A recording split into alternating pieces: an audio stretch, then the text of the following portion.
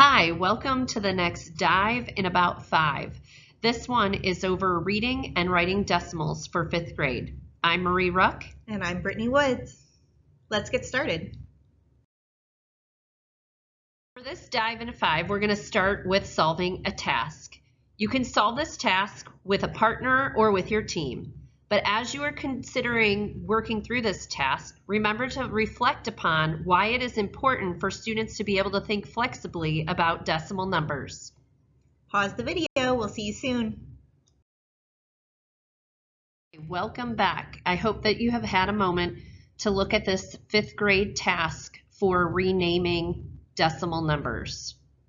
So take a look at the number 5 and 28 thousandths. In this task, you were asked to break apart that number and represent it flexibly using different ways to represent that number.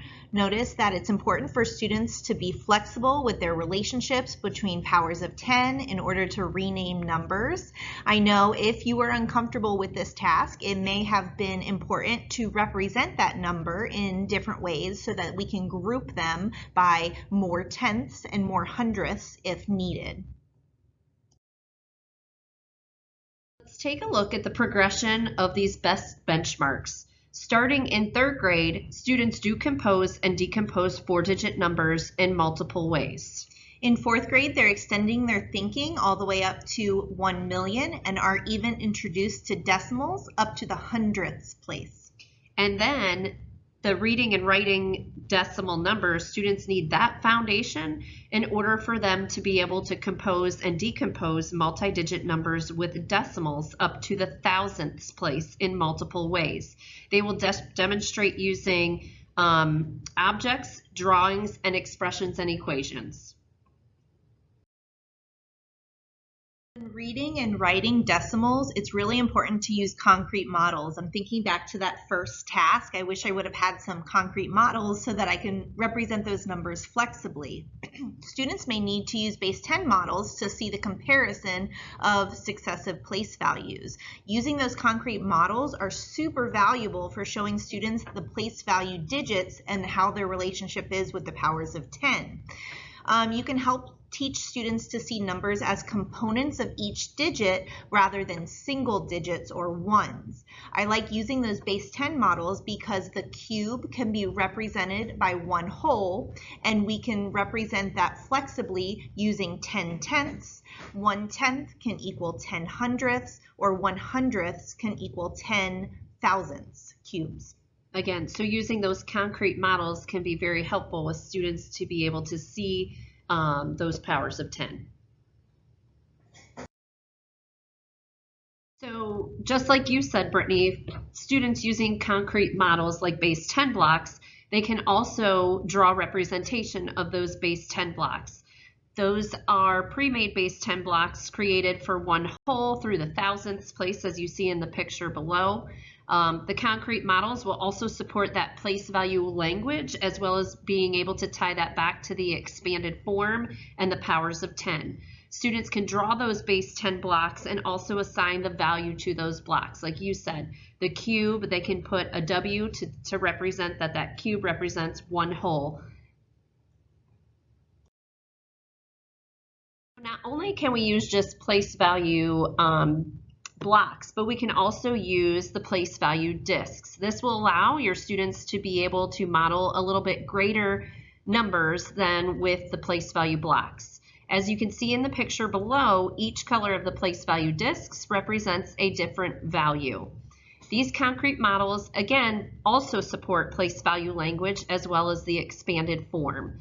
But one limitation to consider when using place value discs is that the relationship between the place values, like the ones being 10 times greater than the tenths place and so forth, is harder to conceptualize with these types of manipulatives. Yeah, they're all the same size, but they're great tools to use, especially when transitioning from concrete to representational models. You can see on the screen that we've used a place value chart and those place value discs to representationally draw to represent each number. When students are ready and they have a good understanding of composing and decomposing decimal numbers, Using an abstract model such as a place value chart can be helpful for students and can help them to identify the value of digits in those decimal numbers.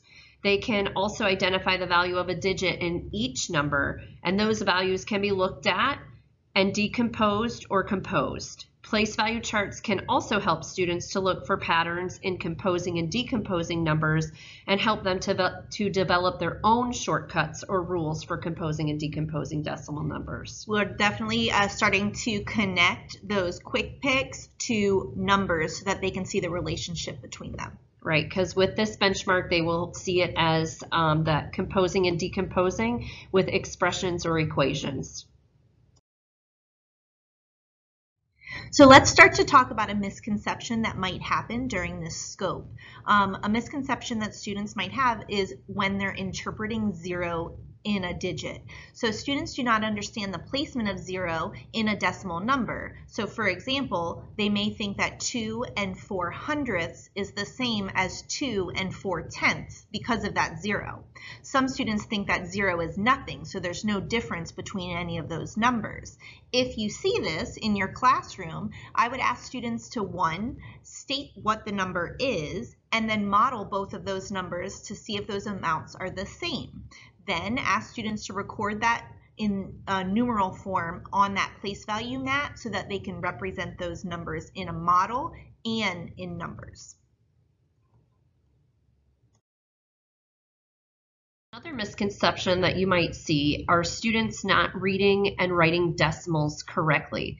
You might hear students saying point instead of using that decimal and saying and then that will mess them up in reading those decimal place values. They may not understand the repeating pattern in naming place values within our number system. If they can't read and write those numbers, that's obviously going to affect them when they're composing or decomposing numbers.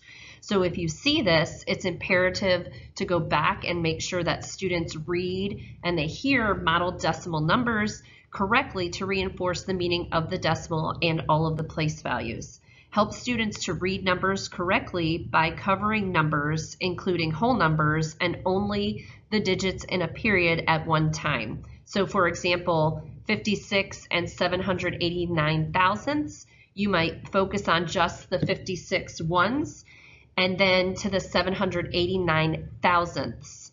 Place value charts can also be helpful with this. Remember that it is important for students to go through the CRA model when composing and decomposing decimal numbers.